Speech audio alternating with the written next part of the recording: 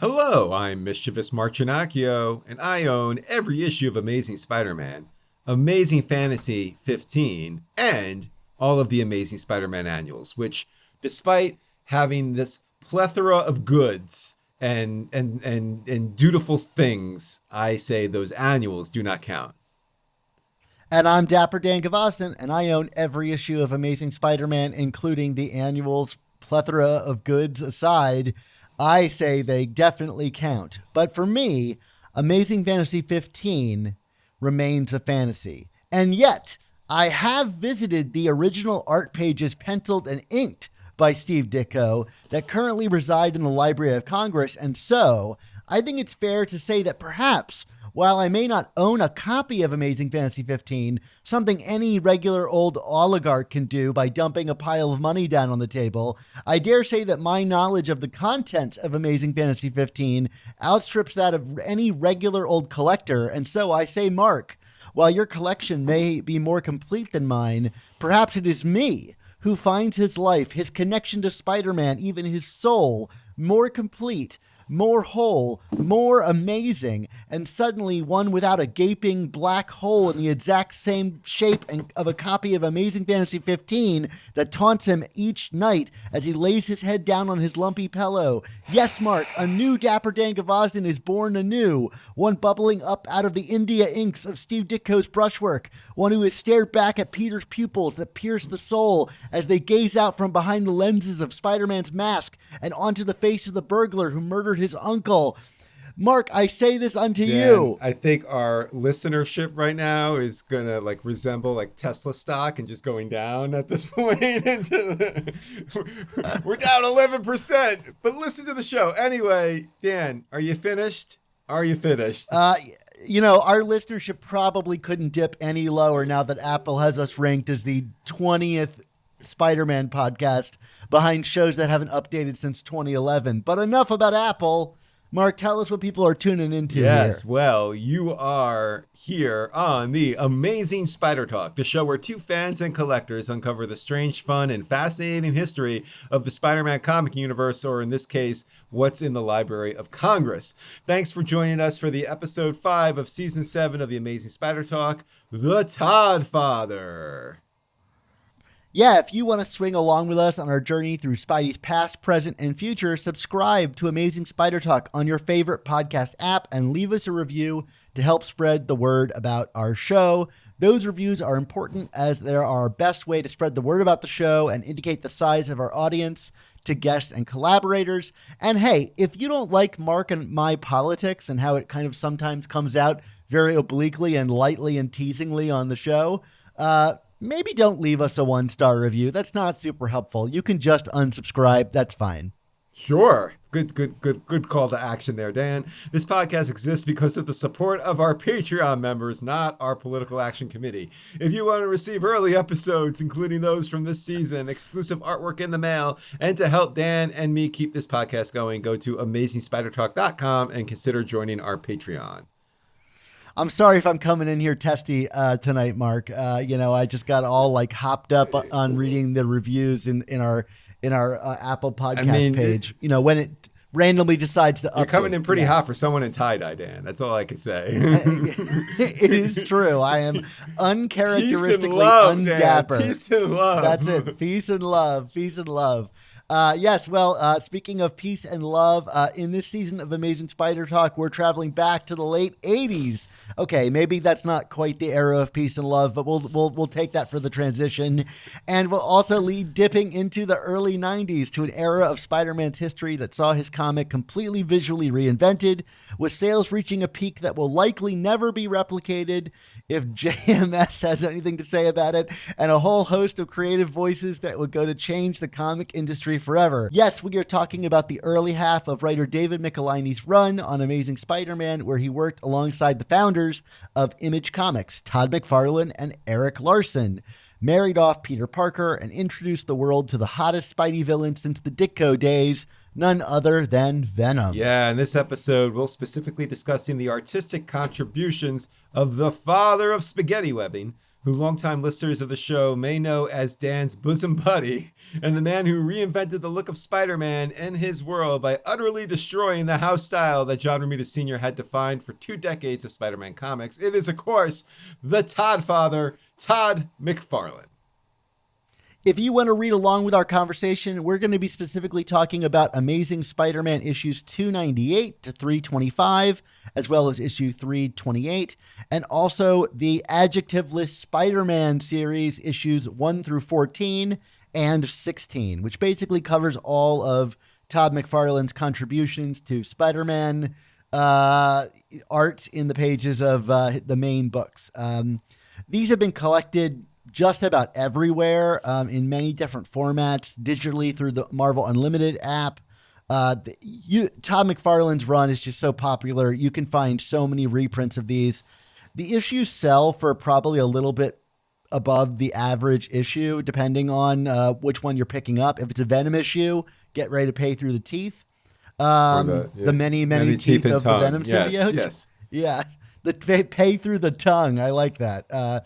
And if you'd like to hear my interview with Todd McFarlane himself, you can listen to my 2019 interview with him at a press event for the release of the Venom Blu-ray by searching in our podcast feed for an episode titled Our Amazing Friends Todd McFarlane, or by visiting AmazingSpiderTalk.com. Look at you trying to juice that algorithm, Dan. I appreciate it.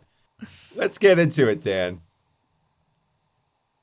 Yeah, Mark, you're our historian on the show, so to speak. And Todd McFarlane, I think, really holds a special place in your heart, if I'm not mistaken, in that he's like one of the first artists that you read on the title.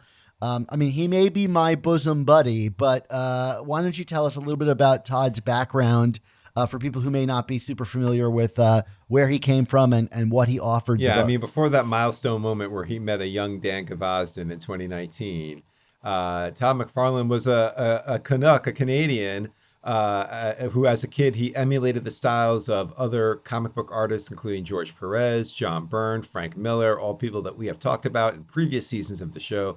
Also a big fan of Gil Kane, Walt Simonson, of course, of Thor, and Michael Golden. He got his big break in the industry actually with DC doing Batman Year 2. And I still remember one of our first creator interviews was with Marvel editor Jim Salicrup, who was the editor, of course, who recruited Todd over to the House of Ideas. And, you know, one of his pitches was like, Year 2, who wants to do Year 2? You should have done Year 1. And you know, Todd was like, that's right. So they initially paired him off with Peter David on The Incredible Hulk, where, you know, some of you might know that very famous Hulk cover, which has Wolverine and his adamantium claws unsheathed with the reflection of the Hulk in the claws. And then he got his big start on Amazing Spider-Man 298. He was actually allegedly told by another Marvel artist to stay away from Salicrup in the Spider-Man office, but McFarlane's kind of rebel side is what actually drew him closer to doing it. And then he reportedly also only agreed to come to Amazing Spider-Man if he could return Peter to the Red and Blues, which he did at the end of 300. So these were all things that came out of our interviews and other research, of course. You know, obviously, in terms of his contributions from that point on, he immediately introduced the character Venom. I mean, his first issue, we had the cameo and then the full cameo, which we don't count as the first appearance in 299 for whatever reason. And then, of course, the first full appearance in 300. He was also like very well known in the industry for always wanting to push himself and take on more than the average artist. For example, you know, Bob McLeod, I believe, inked his first 2 issues, 298, 299. And he was like, well, I want to ink myself. So Salicrup gave him that opportunity on 300. So it was a double-sized issue to boot. And then he ended up inking all of his own stuff, you know, from that point on, including two points during the Michelini run where the book double shipped. So, I mean, you know, before that was the commonplace, Dan. So that's when he actually started to burn out and actually requested from Salicrup if he could start scripting his own stories, maybe work at a slower artistic pace. So that's when they launched adjectiveless Spider-Man, or just Spider-Man.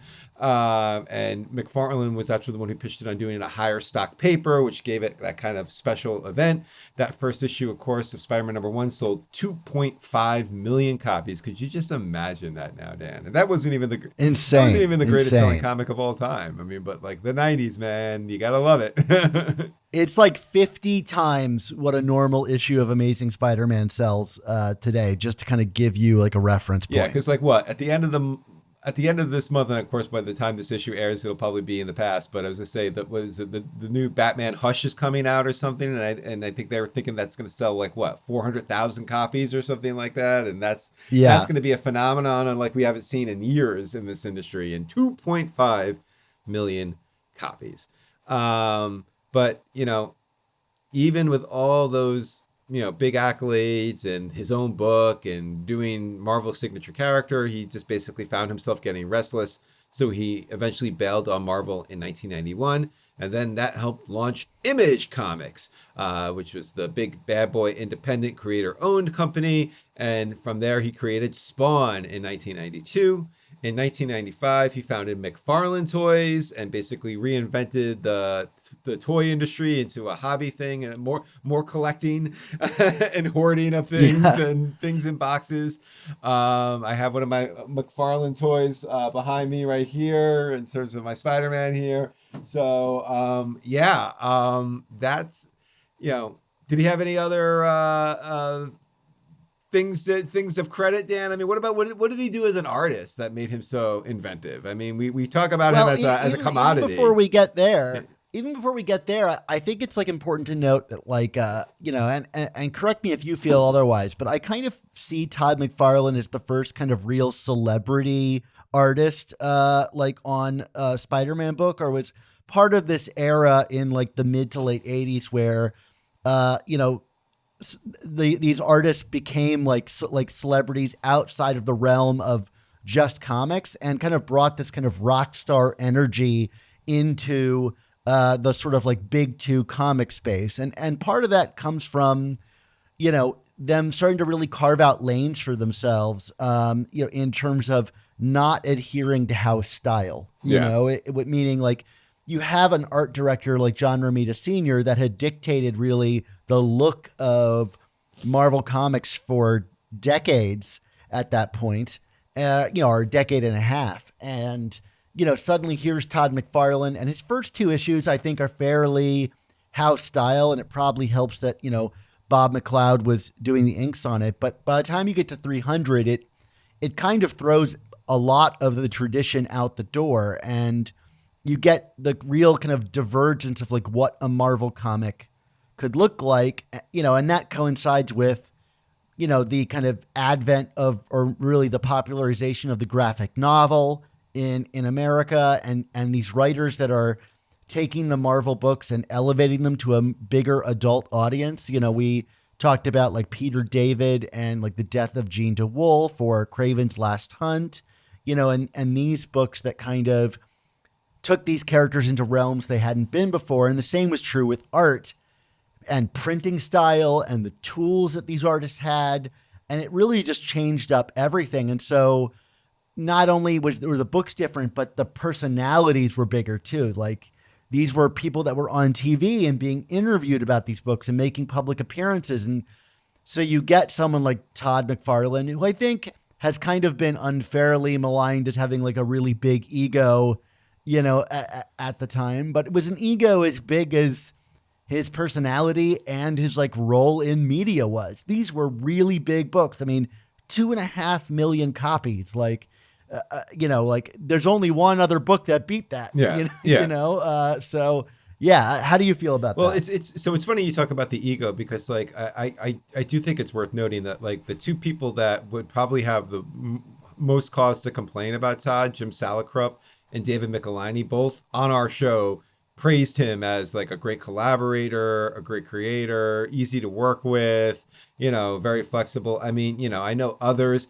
have sometimes kind of spoken on on Todd's behalf in terms of, oh, he wanted to be doing this more, and he hated that, Michelinie got too much credit and all this kind of stuff. And that might very well be true but like, I think it's very interesting and telling that those two people were like, no, Todd's good.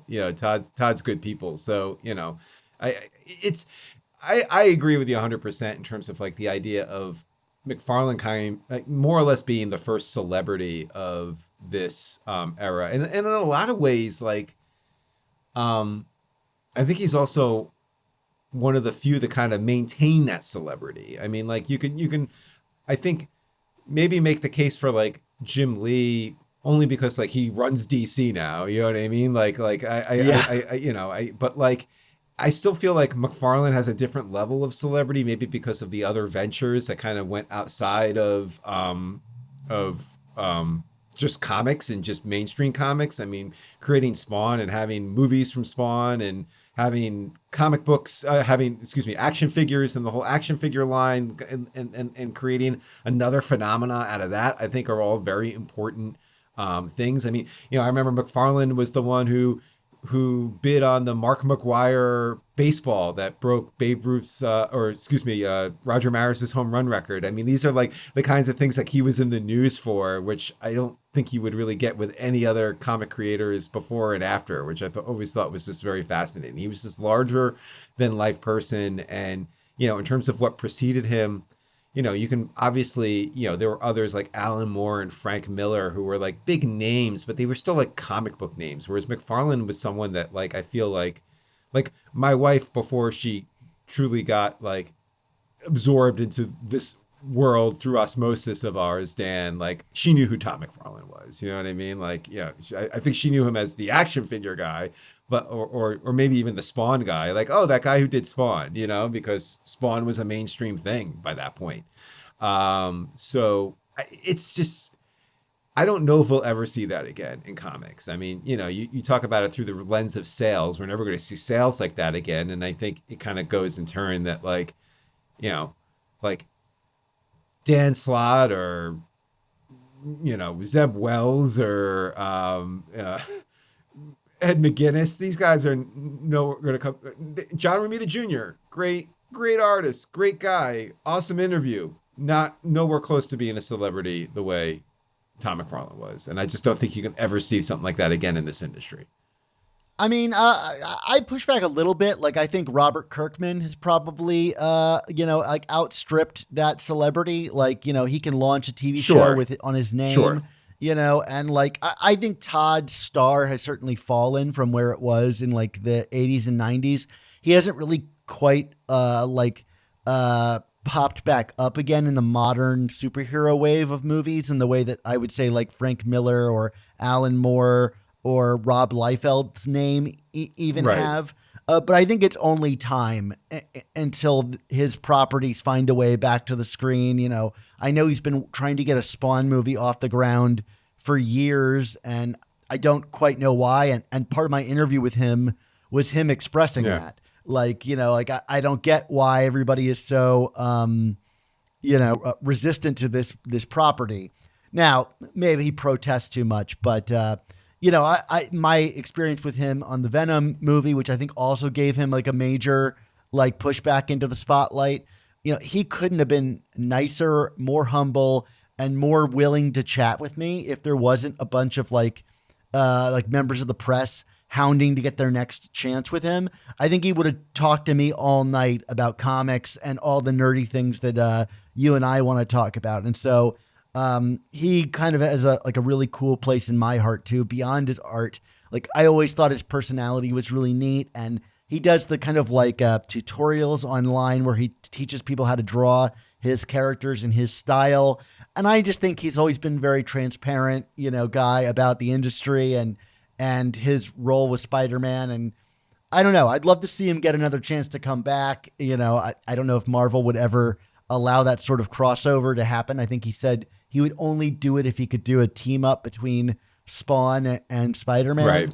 But with Marvel and DC teaming back up again, who knows? Like, anything could happen. So Yeah. We'll see. But I do think it's interesting that like, yeah, he's made like these kind of like, oh, maybe if Marvel does it this or does it that, but like, you would think like, you're right in that he is not quite the supernova star that he was 15, 20 years ago. But at the same time, I feel like if he truly needed the boost, he would have done something by now just to get his name out there. And the fact that he feels like he doesn't need to, I think also kind of speaks to at least his own self-confidence about it. But I think also, like, I don't know if he truly needs to do it. You know what I mean? Like at this point, what would Todd doing a mini series on Spider-Man actually mean for him?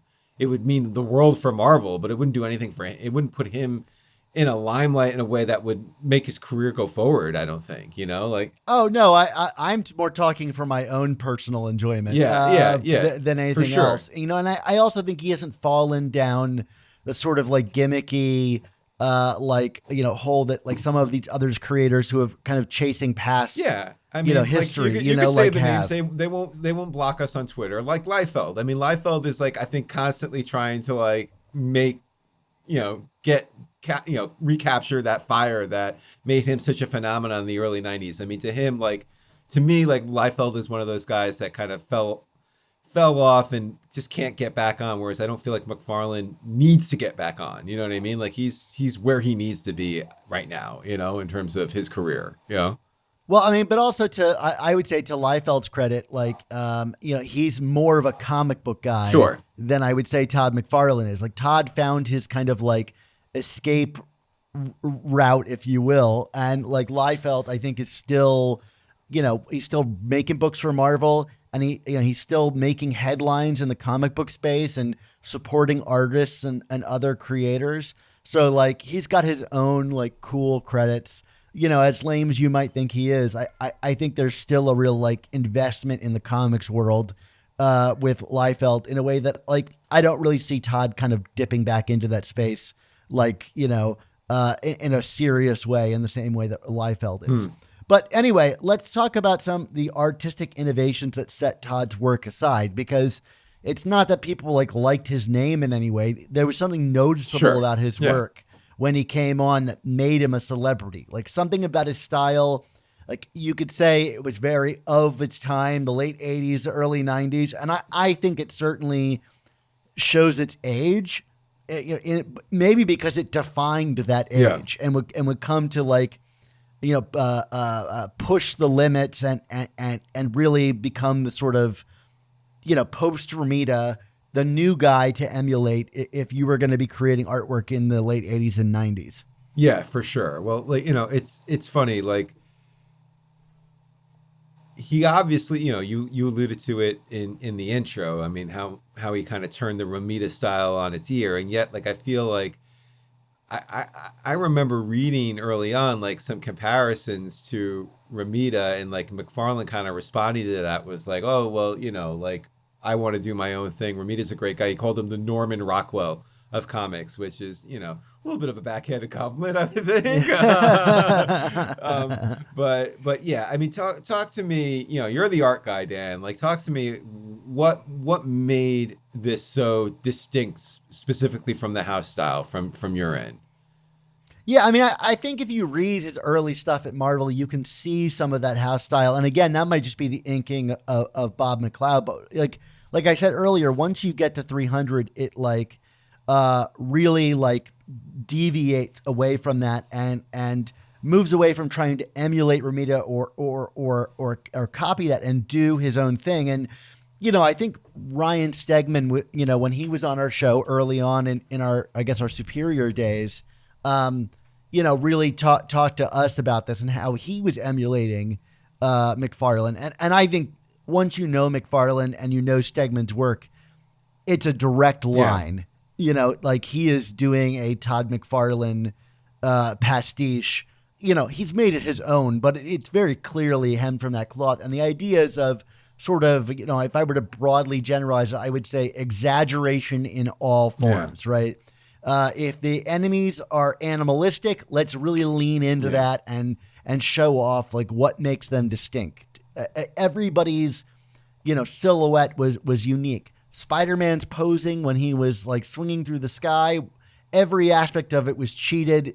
It didn't even try to bother to be human in some ways. It was basically, what is the coolest thing I could do right now? And that's the thing I'm going to do. Yeah. And like, you know, you talk about the animalistic nature. I mean, even his Spider-Man and like you said with his anatomy and just his it was very Spider-esque, which is what you would say with Steve Ditko's influences, but obviously different than Ditko because Ditko kind of I think from an anatomy standpoint went more for like the slender and the thin and you know whereas McFarlane was you know there was muscles and you know thick web. I mean everything was thick and big and you know he didn't quite do pouches necessarily the way some people did. Although what I'm looking at the notes here I'm kind of chuckling because you know Rob Liefeld is known for having a hard time with feet, but what did you think Todd McFarlane had a hard time with here, Dan? Yeah, I mean, that's something I've been wrestling with a lot, actually, Mark, is that, like, I think if you look at his work, you could kind of see, like, that he, like, and you mentioned the muscles, he had a real understanding of, like human physique and what connected to what. Like, it operates in sort of this, like in between where you're like, is he really good at this or is he just making this up? You know, and I think I could convince myself any kind of like day of the week at like, oh no, it takes a master to really, break, like a convention, right? Or it's just a young guy that doesn't really know, like in the same way, like I would say Romita Sr. had ultimate control over his artwork. Like, sometimes you'd look at stuff from Todd and you're like, is he in control of this work? Like, and for me, you can see that I think most evidently in like kind of his faces or like the mouths on characters where you would get like hyper realistic noses and wrinkles on and rendering of like all the details on these characters. But like in other places, you'd get a more kind of cartoony style, almost reminiscent of like manga. And the mouths on characters like Peter in particular would be very cartoony, while the rest of him was hyper rendered and realized, like the muscles and every like sinew of his body and the cloth on his torn costume. And then you've got a like silly Looney Tunes mouth slapped on it. Sure, I guess you could say that. I guess for me, it's you know, he was someone who wasn't afraid to kind of just go for it visually and do it. Yeah. And I mean, you could say, oh, maybe he doesn't know what he's doing. I think it's all very intentional. I don't think it's meant to be slapdash, but like I think the fact that it was kind of dissident in terms of like hyper realism versus hyper cartoon is kind of what makes it so unique and special.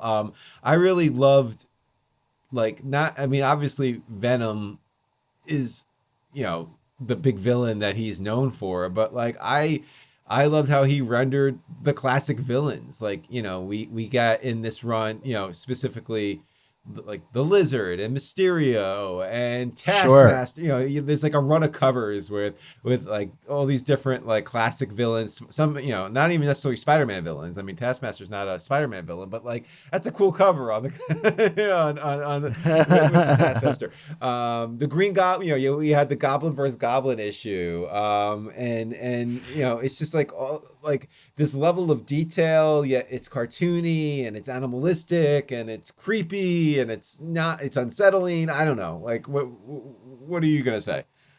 Oh, I was funny you mentioned his Green Goblin because like I feel like you can see a lot of Todd if you know what he looks like in his work, and the Green Goblin just looks like Todd McFarlane's face with a mask on it. It's like very much him, and I feel like he maybe, and I don't know enough to know, but I always felt like he, like you were mentioning Liefeld's feet, but I feel like the noses he draws always look like Todd's nose.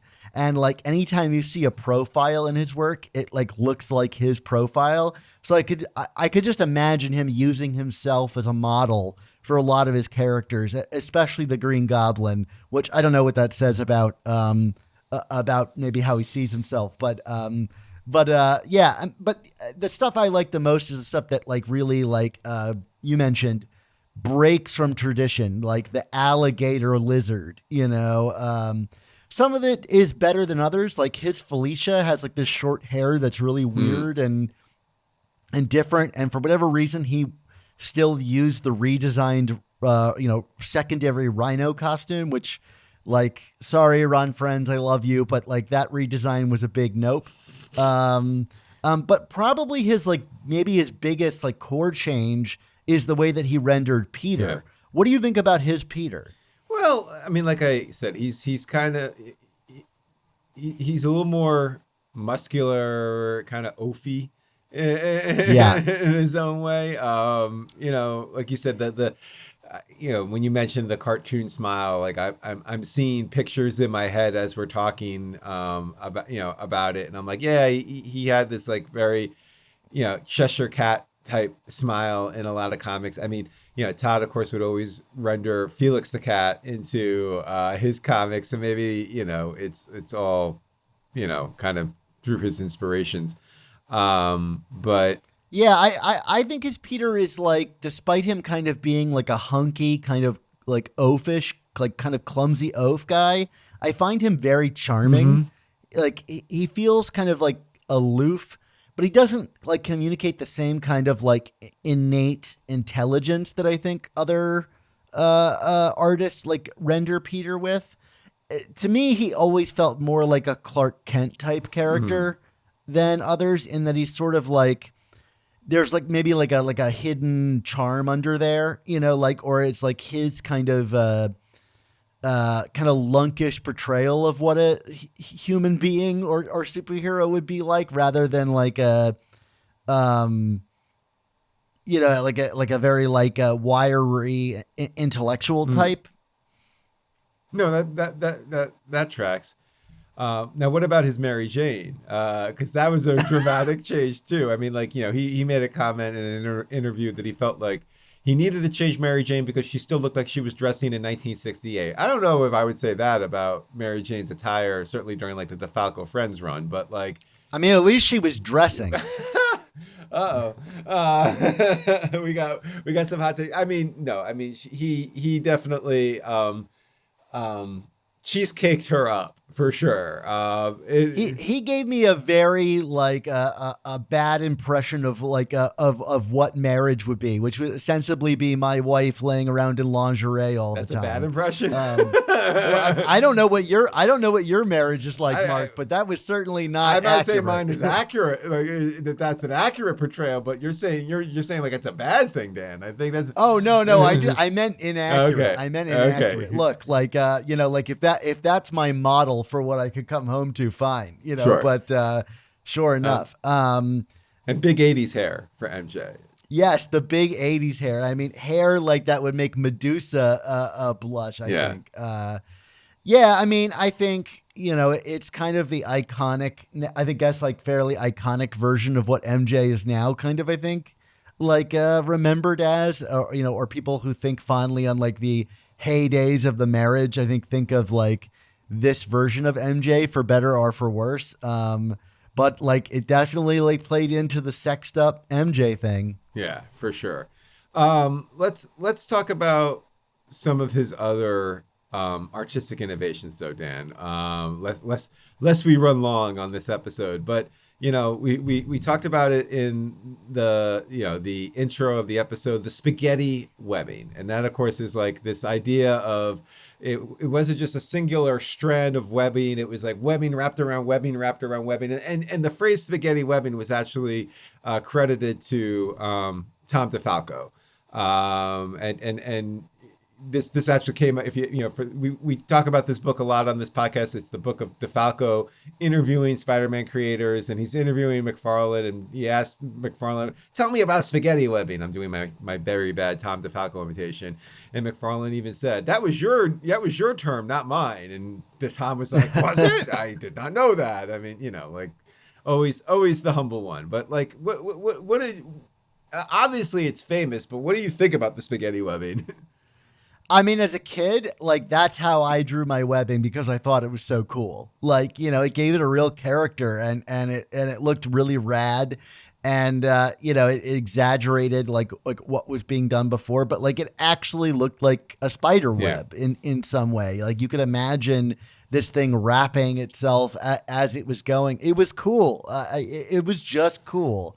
And nowadays, like I also see a place for the more simplified stuff that you still see a lot of the artists doing with the sort of like, cross hatching to kind of simulate the webs. And I think that has a more classical style. But like in my head, like, if Todd is going to do it, I want to see that spaghetti webbing. And there's a fine balance. Like some people make it way too goopy so that it looks like bodily fluid rather than the sort of like tensile strength of like the web. But I think it's one of the coolest things. Yeah, and for the record, the genesis of it was he wanted to. McFarlane said he wanted to create webbing that would have a foreground, a middle ground, and a background. This was something that he said, it was an art lesson from John Romita about illusion to depth and establishing as many planes as possible.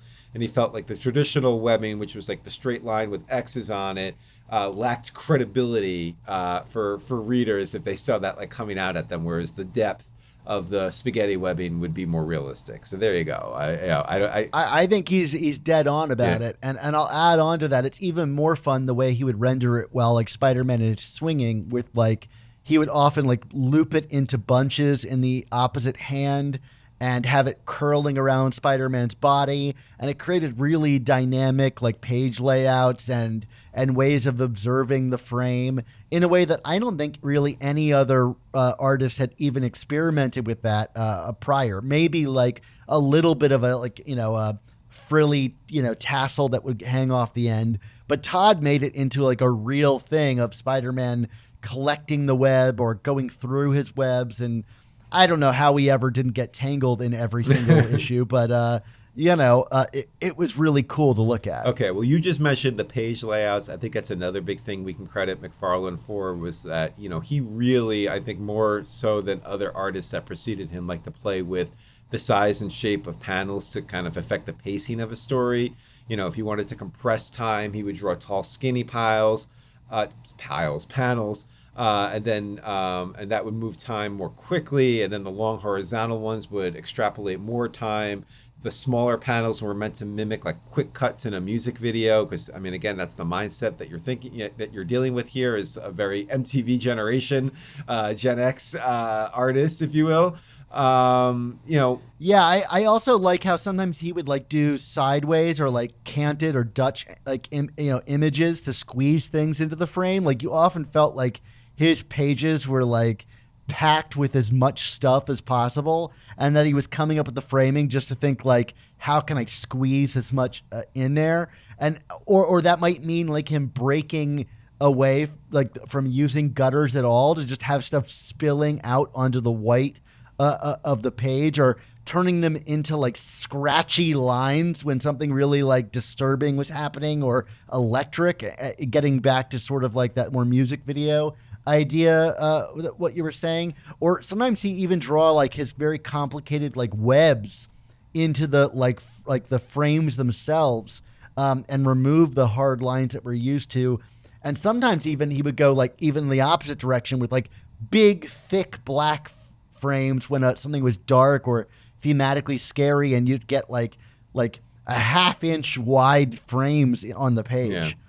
One of the other big McFarlaneisms was, he loved his splash pages and his large, like he referred to them as like establishing shots that he liked to deploy when he was introducing a character to the story for the first time, or other big moments that were kind of had like a dramatic visual beat to it. And critics would kind of push back at him and say like, basically call him a lazy artist for only doing big splash pages and not doing more finer detail. And McFarlane, in his infinite ego, would say you only think that I only do those because those are the most memorable things. So, it's kind of like a good little FU line to that. But he would do an issue of his Spider-Man comic that was only splash pages, just to kind of, I have to think that's a way of pushing back at his critics by truly leaning into it that far. One of the things I really liked that he did with his splash pages is he kind of like went back to like the early Ditko stuff by doing the like big splash page to open his comic book stories, whether that was him or like Michelini that was dictating that. But one of the things he would repeatedly do in those is make them from like a first person perspective of Spider-Man. The one I think of the most is probably issue 317 with Eddie Brock showing up at Peter's house and the hands reacting in surprise that he's there. But he would do it all throughout his Spider-Man run, and it was a really unique thing. I don't know how many like first person perspective images were in Amazing Spider-Man comics prior to that. I would dare say maybe like a handful. Yeah, for sure. What were some of his other key choices from your mind that really defined him? I mean, this, I guess I would attribute it to him, but it also was like kind of part of like the 80s. There was a lot of Eastern influence in his books, like whether it be manga or otherwise. I think about his use of screen tones, which, if you don't know what those are like sort of like dotted patterns that you wouldn't really produce with like an ink pen. You would like basically cut out pieces of paper and lay them on top of the art to create a sort of like gradient effect. And sometimes it's done by the colorist. And I can't really say for sure that I know that it was Todd doing this, but it suddenly showed up in his books, which meant he was considering it. And like you saw this really continue until like Eric Larson would use these a lot, and both of them would incorporate other like manga influences, like the dynamic motion lines, are also known as speed lines, where you'd have like the background disappear and it would be the character with the hard lines indicating motion one way or the other. And it's an interesting thing to bring into like the very Western style of Marvel Comics up to that point. I also wanted to mention, in terms of like laying sort of mixed media in there, he was often incorporated like photographic high contrast renders into the books to produce like detailed cityscapes and building exteriors.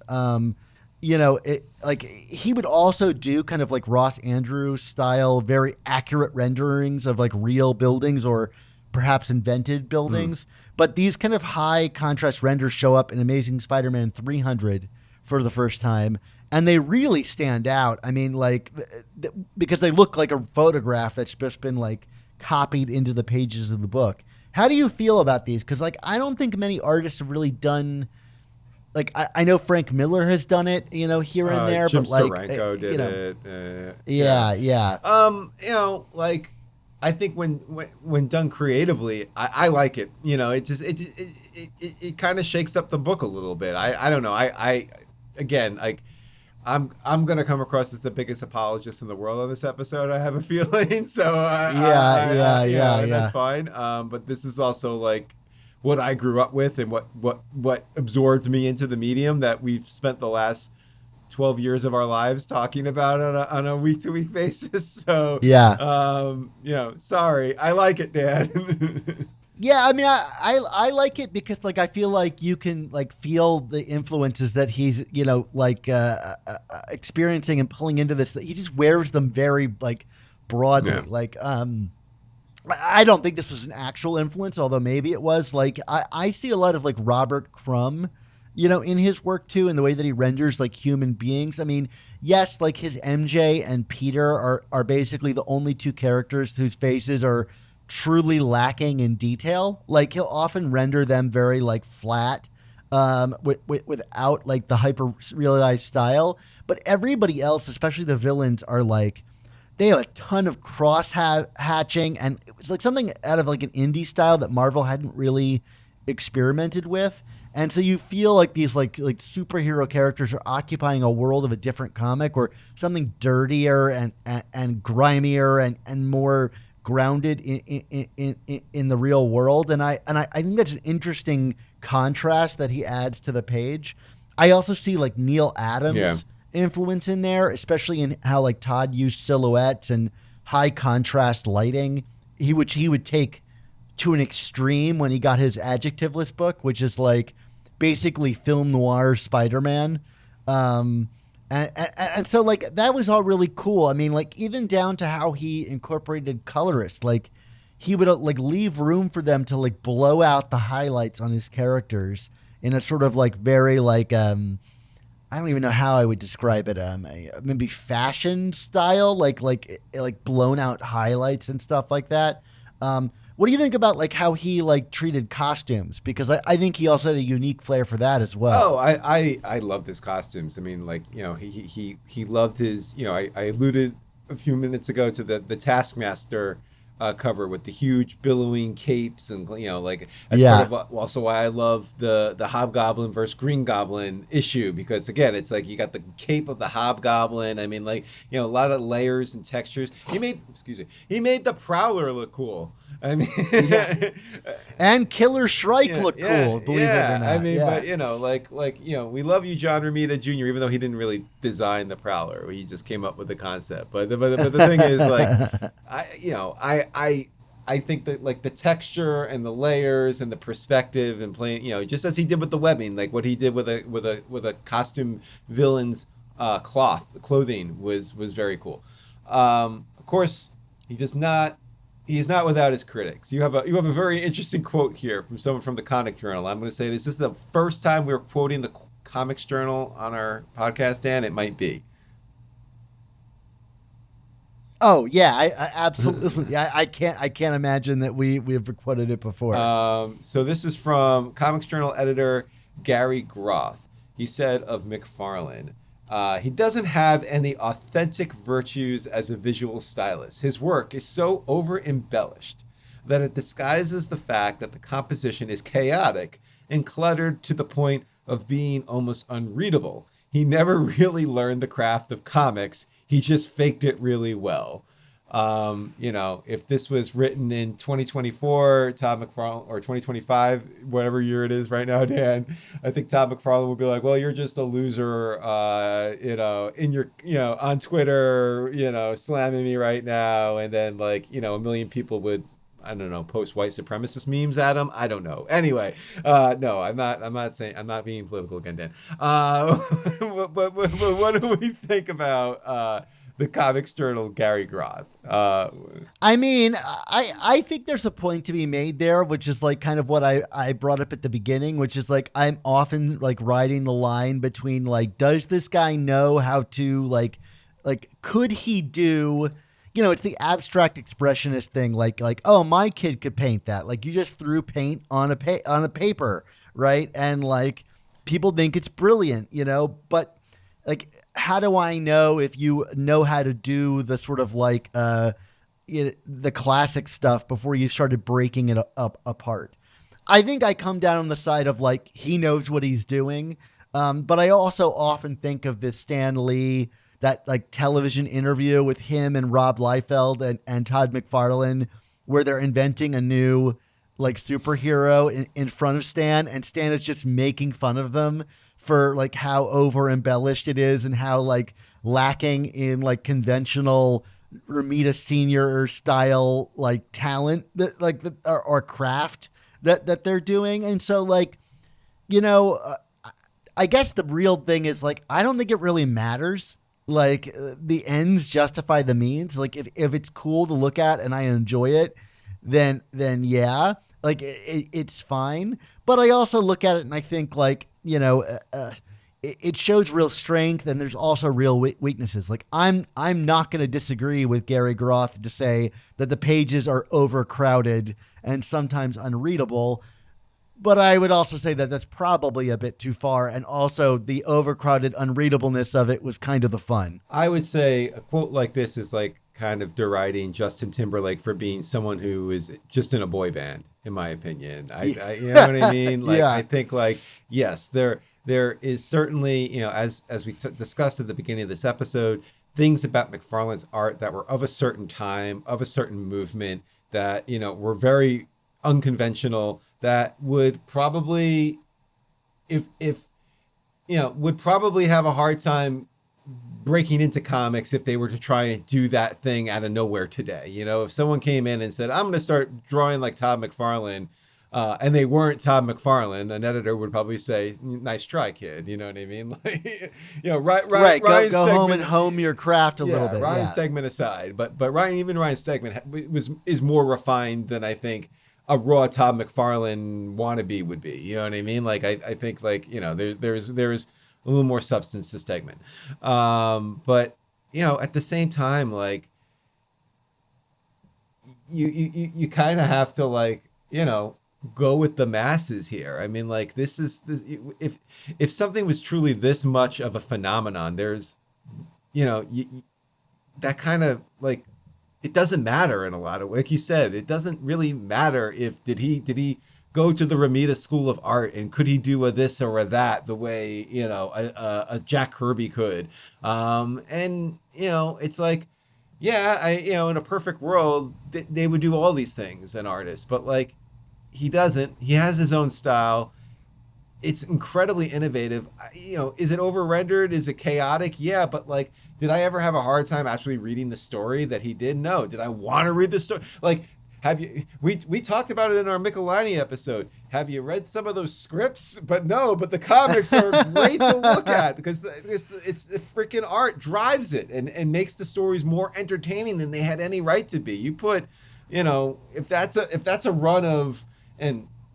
Love this artist, but like if this is 30 issues of Alex Saviuk, this run is nowhere near as revered as it was with Todd McFarlane. No, and I would say Alex Saviuk was kind of like a direct Romita copy, right? Yeah. Like and this was offering something completely different. And yeah, maybe it's a bag of tricks. Like if I had a dime for every time I saw Todd McFarlane put Spider-Man in front of a giant moon. Like I might have, I don't know, $3, but maybe I shouldn't be working with dimes. But to make that a better examination. But like he played the hits, and it was always exciting. And as a kid, if you asked me who the coolest artist was as a kid, I would have said Todd McFarlane. Now today, is he amongst my favorite Spider-Man artists? No, I don't think so. But like as a kid, he was definitely number one, and like in that cool factor. Whereas today, maybe I'm looking for that more refined, art style. But you know what? Like everything is a time and place, and we need more kids reading comics. And like this was the height of cool when I was reading it, and I couldn't wait to get more. Yeah. What about the covers, Dan? We've talked a little bit about it, but what do we want to say about Todd's covers? Well, I think that's the thing is the covers are kind of the whole game. Like as much as I love like Todd's, interiors and think he's a great storyteller in that regard, I think the legacy of his run in Spider-Man is really kind of borne out on the covers. Say what you will about Michelini's writing, it has its ups and downs, but this run is so collectible because the covers were all so iconic. The renderings of whether it's the Lizard or Mysterio, like they're all the coolest version of themselves on the covers, and many of them have gone on to have like a great legacy even outside of Spider-Man comics. Like 300, I can't even tell you how many times that's been, homaged, not even within Spider-Man comics. Right. It is probably the most, I dare say, the most homaged cover short of maybe Action Comics number 1. An ASM 50. It probably even outstrips that. I would say an ASM 50 maybe. Yeah, sure. Yeah, that too. And they sell for crazy prices. I mean, I think a lot of them have like broken the record. Like 313 sold for $71,000 in 2010, and 328, which another innovative cover with Hulk smashing the logo, which I thought was so cool, sold for $657,250 in 2012. The highest ever paid for a piece of comic book art at the time. So Mark, call me at the opening of our podcast and really brag to me once you bought the Hulk cover. Okay.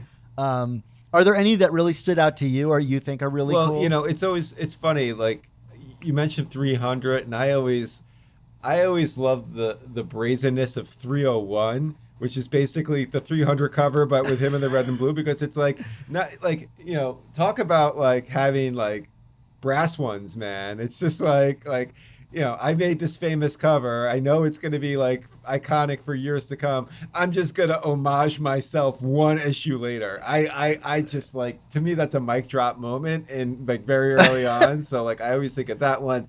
316. It's like the second printing cover came out for the next issue. Whatever. It's awesome. I don't care. Yeah. 316, the big Venom cover with him kind of, like pouncing on Spider-Man, I think is a big one.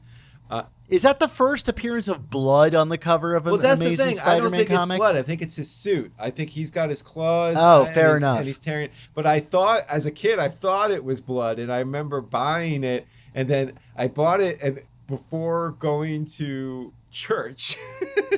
and I had it in a bed, and I was like, I don't know if I should have this comic with blood on it in church, but I think it's a suit. So anyway. Well, speaking of like redoing your own work, 316 is kind of a redo of 313 Lizard cover from earlier, which is also kind of a redo of 311 with Mysterio before it. Yeah, so, but it's also the first true Venom cover. So like, you gotta give him that. I mean, of course, like, if we were going to talk adjective list, the first, Spider-Man #1. I mean, that's just such an awesome, with all the different variants. And that's not even talking about the blue lizard interior variant, which was a printing error.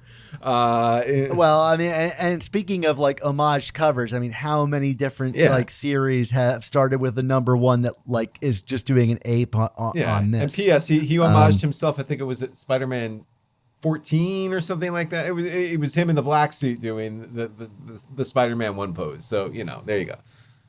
Yeah, I think that they did a Scarlet Spider version of it like years later. One of the ones that always stood out to me, like his final issue, I believe, at least on Spider-Man, if not all of Marvel, is his cover for Spider-Man 16, which is the sideways issue with like Spider-Man and X-Factor. Right. And I had that as a kid and thought it was super cool. The sideways, like the whole issue is sideways, but the cover is sideways too, which I'm sure some retailers had a nightmare scanning. But it was a real standout issue in that regard. All right. Anything else on covers you want to talk about, or do we want to keep marching on the Toddisms? Yeah, let's talk about Venom because like obviously this would kind of become like his like standout character that he designed. However much you want to give credit to him, if it's just the black suit, but like I think it's his touches that made this more than just a dude in a Spider-Man costume again. Yeah, I agree. I mean, like he talks about it through the lens of he as a kid, he loved, boys love monsters, I think was kind of his mantra. And that was the thing. He made Venom into a monster. It wasn't just the dark mirror version of Peter / Spider-Man, which, a lot of people like to claim Venom is. It's a monstrous version of Spider-Man. That's where the terror comes in. And, like he had this idea, which I do not think really came from Michelini or DeFalco or Salicrup or anybody, which is that, the alien suit was a shell that swallowed the man Eddie Brock. That was his thesis for how he would render Venom. And that's like why, especially like, you think of that iconic first image of Venom showing up in 299, he's kind of like hunched over. It's because again, it's this idea of something swallowing the man. It like changes his whole anatomy. He's not, Spider-Man stands very upright even when he's being a spider. Like this is a completely different kind of physical dynamic. McFarlane is a little glib. He's like, boys like monsters, those testosterone creepy crawly things. Like, okay, dude, if you say so. I mean, he would launch an entire toy line on that concept. So you know what? Like, more power to him.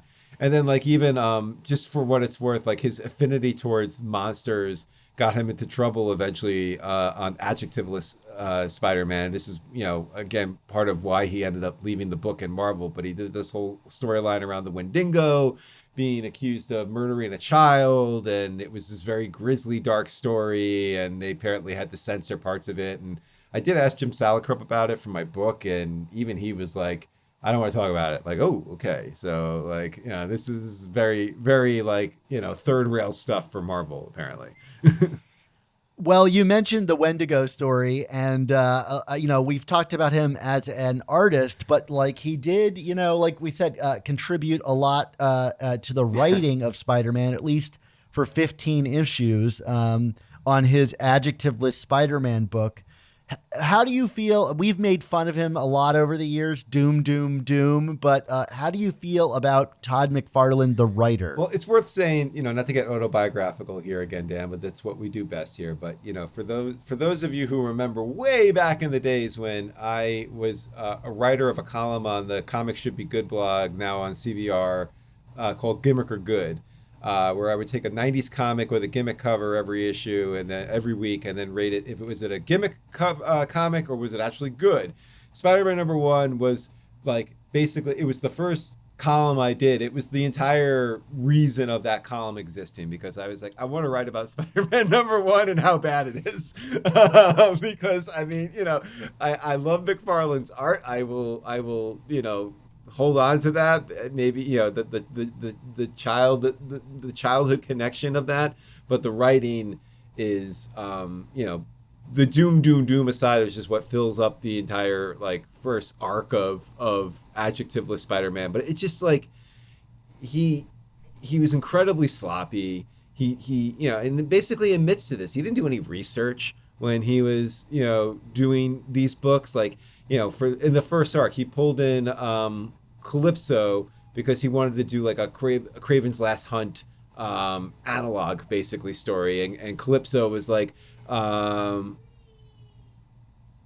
the female Craven, but like like he didn't acknowledge like any of his Calypso's connections to the Lizard or what was happening in the stories there, and he didn't read other Lizard stories to know what the Lizard was doing kind of going into this. So like like it was incredibly lazy and unresearched and unintelligent. I hate to be that way, but like it just he was just slapping things together and drawing it cool and like hoping that his art would carry the way. And guess what? It sold millions of copies. So I guess who had the last laugh. But I mean, the art is incredible. I know we're talking about him as a writer, but like I think on Adjectiveless he really steps up and takes himself to a whole other level. Yeah. And even in how he's inking the books, I think it looks completely different. Like it's weird that there's not a bigger time gap between his work on Amazing and his work on Adjectiveless,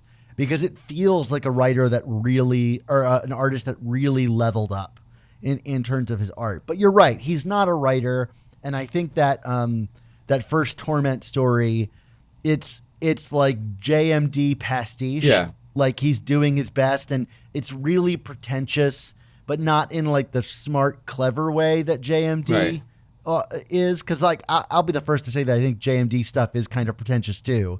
I mean, doing Spider and all of that stuff. But it just doesn't really have the ideas behind it that JMD's work does, and you can see it by the end of issue 5 of the Torment arc, where it just ends and there's no end to the story. Yeah. It just kind of fizzles out, and it's all vibes and tone and art. Yeah. And that stuff is cool, but this is, as Alan Scherstall, available Alan would say, grim dumb. Yeah. I will slightly defend, and you say, I say Wendigo. You say Wendigo. Is this a potato thing? Tomato. Yeah. Anyway, not that I think that's like a great story per se, but like I do feel like he starts to get a little more intelligent on that story in terms of how he's basically crafting kind of like a gritty, it would pass as like a CSI arc these days in terms of like an HBO miniseries for 5 episodes about a grisly murder and then 2 superheroes showing up in Spider-Man and Wolverine to like clear the name of the wronged anti-hero or whatever you want to call the Wendigo. But like it has some elements of like good storytelling in it, and of course the art is great with Wolverine and more monsters and more grim dumb stuff. But like that first arc, that Torment is just that is tough, man. Like that is kind of bottom of the barrel storytelling from a writing standpoint. I mean, I think his weakest story is really his last full one, the Morbius story, with like the subterranean like people that like, you know, live down in the like mole people territory. Also a cool looking book. Like he draws a wild looking Morbius. Right. And it's funny, each arc, like even the two sub arcs, the Ghost Rider arc, they're all, I feel like, written in a wildly different style. Yeah. Like from each other. And I agree with that. I think the Wendigo storyline, I actually think it's fairly solid. Yeah. I'm not going to lie. I think it's a lot of fun. I love how it like incorporates the sort of reporter element of Peter Parker into it and makes that a core element of the story and sort of getting the story right in order to save people. I think it's really like cleverly done. But it does, the biggest problem with it, I think, is the thing you mentioned earlier, is the laziness of it. You've got a story that's all about, you know, a cannibal, you know, eating children in the woods, which, again, very dark for a Spider-Man comic, and the Wendigo that's like wrongly framed as and is not actually a cannibal. But like in the Marvel lore of the Wendigo, it's that the reason the Wendigo exists, it's when a human being eats another human being, it gets the curse of the Wendigo. And so like he's framing the Wendigo as innocent when the very like concept of the character is the opposite of how he's writing it. And so it just shows like a guy that doesn't really know or understand the lore behind it. The story I think is fun. But like if you're like us who, you know, like might be like a bit nitpicky about the Marvel mythos, you'd be like, well, where was the editor to tell him that's not actually how this works? And what probably happened was they told him that's not how it works. And he was like, I don't care. I'm just going to draw this really cool thing. Works on retainer? No. Money down. Anyway.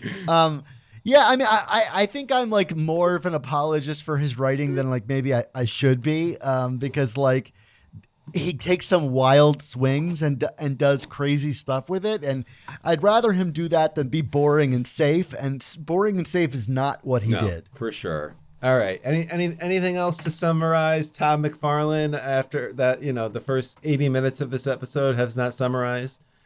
Oh, summarize. I didn't realize that's what we were doing. Wow. Coming crotchety Dan and his tie-dye coming in hot again. All episode. No, I would say anything else you'd want to say about Todd McFarlane. I mean, just to put a note in it, like he would move on from this to Image, obviously, and launch Spawn as his like major like creation that's tied to his name. And I think, you know, reading the adjectiveless Spider-Man, you can see where that book comes from. I mean, it's like even in the final issues when he's like underground and dealing with these sort of like demon underground people and big capes with Morbius and stuff. And it's like, this is Spawn. Yeah. Like this is just a flat out issue of Spawn here. And you can like that transition is fairly seamless if you are just following him as a creator. Yeah. Did you read Spawn when it came out? No, I've since read it, you know, at least through the first like 2 arcs, and I'm not a huge fan of it, you know, in the way that I'm not a huge fan necessarily of the adjectiveless run of Spider-Man. I feel like demon and hell stuff is not really my like cup of tea, but like you can't deny the art that like he threw in there and the world that he created, and obviously become iconic, you know, in its own right. Have you read Spawn, Mark? I know I bought some of those comics when I was a kid. The only one I still have is my Spawn #1. Not in great condition, but that's okay. It's not in bad condition, but you know what I mean? It's in red condition. Yeah. Didn't really make a huge impression. Like you, that's not really my cup of tea in storytelling. You know, in comics, like I do, we're Spider-Man people, Dan. We like brighter, happier heroes. Part of the reason why 8 deaths can be a little bit of a drag sometimes. Okay, well, let's finish this off here, Mark, because like he's like the guy that got you into comics, and probably me too, if I'm really being honest about it. But like, where does Todd McFarlane sit for you, like as a Spider-Man artist? Does he remain your sort of nostalgic favorite? Yeah. Or just flat out favorite? I would probably put Romita Sr. as 1A, and I would put McFarlane as 1B. Whereas, like, if I had to, gun to my head, had to pick, I'd pick Romita just because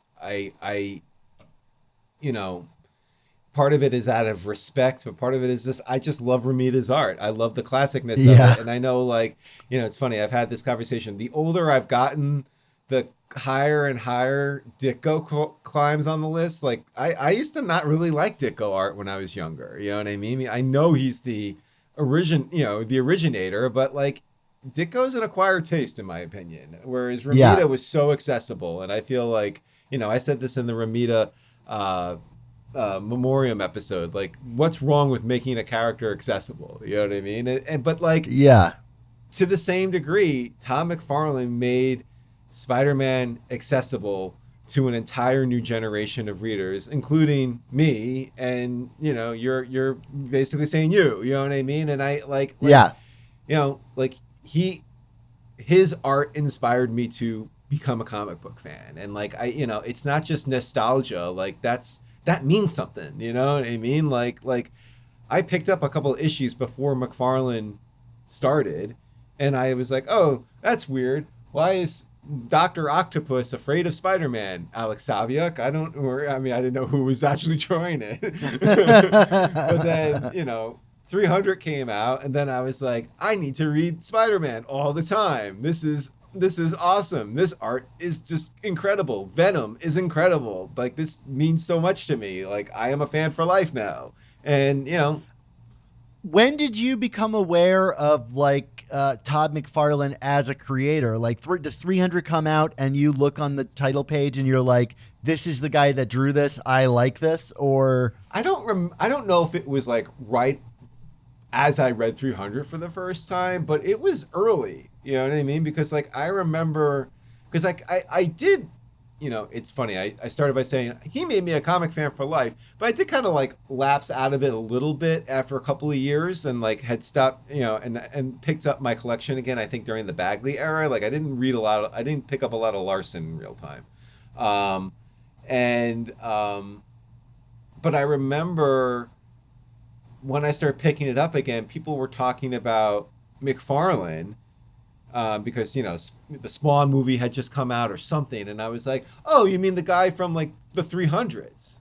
And so you know what I mean? Like it was not like wait, who's Todd McFarlane? Oh, that's Todd McFarlane. I didn't realize that. So like early on, and maybe just because like his covers, the iconic covers, his nameplate was like, it was very distinct. You could actually read I knew it was some guy named Todd McFarlane who drew this. So I don't know. Like I feel like I knew early on, just maybe not that first couple of issues, but certainly by like say 316, the Venom issue, I was like, oh, McFarlane's doing Venom again.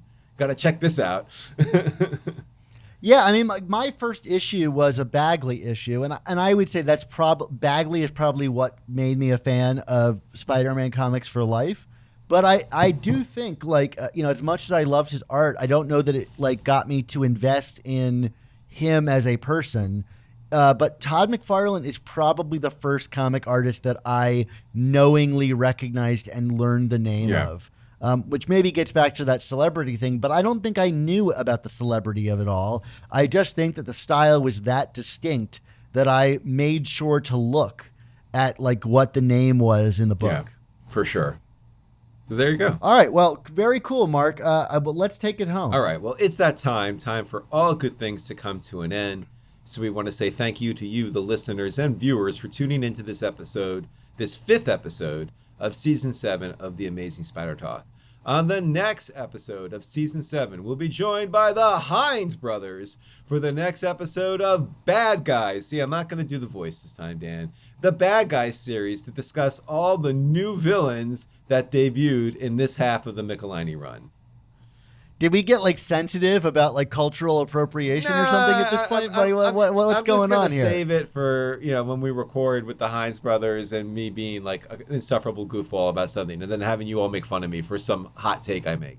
So wow, this is like this foresight. Like, you tune in for that, everybody. For what you now know will be behind the scenes of Mark every time he says bad guys with his signature voice. There you go. All right. Well, anyway, this podcast exists because of the support of our listeners on Patreon. For only $4.99 a month, the price of a new Amazing Spider-Man comic, you can help support our show's existence while getting early episodes, including our reviews of the latest Amazing Spider-Man comics the same week the comics release. And by the time you're hearing this in the main feed, it's probably a part of the new run of Amazing Spider-Man Volume 7. So come tune in to our coverage of that on the Patreon. Plus, you can get these seasonal episodes weeks ahead of our public releases, exclusive artwork in the mail, and a ton of other bonuses. So thank you to everybody who already supports us and our work. It really means a lot to us. And I'll add one more thing on here. Recently, the Apple Store, yes, I am going off on Apple right now. Recently, the Apple Store has decided to charge Patreon subscribers an extra 30% to their Patreon fee if you subscribe through Apple. So if you don't want to pay that extra fee as a new member, go to AmazingSpiderTalk.com and sign up through our Patreon link, and you'll get our Patreon subscription for 30% less than what you would pay on Apple. So again, not a big fan of what Apple's doing to our show here, Mark, but trying to warn the audience about money and subscriptions. It's not great. Even though I just bought a brand new Apple computer, what am I going to do here, Mark? Tim Apple's really screwing up again, Dan. They're screwing it up. Okay, if you value smart comics criticism and historical analysis, we hope you'll consider supporting us on Patreon through AmazingSpiderTalk.com. What we do on the show is admittedly niche. Still, we feel that we offer valuable commentary and model fair methods of criticism for a character and medium that deserves greater consideration and thought than it typically receives. However, tearing down the tech companies, we will do that with impunity, my friends. So if these discussions and interviews are valuable to you, we can only continue doing what we do with your support on Patreon. So, Mark, until I find a way to completely break my hip bones by contorting my legs behind my head, what's our motto? I want to hear what you do on Saturday nights, Dan. With great podcasts, there must also come the Amazing Spider Talk. Did Spider-Man remove a few ribs like Marilyn Manson? I'm out.